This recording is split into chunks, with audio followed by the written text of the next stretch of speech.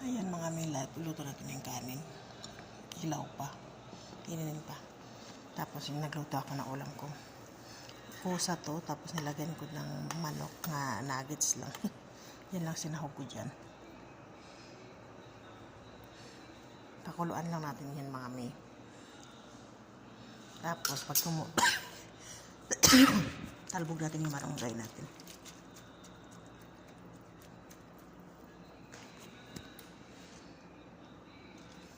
Diskartehan lang yan ng pagkain.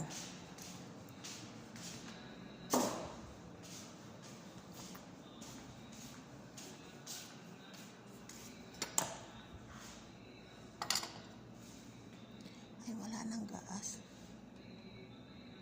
Oh shit, wala nang gaas.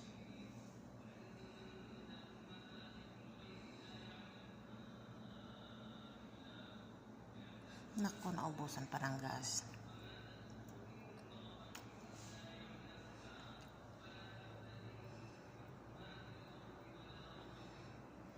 Ayan, naubusan pa ng gas mga mi.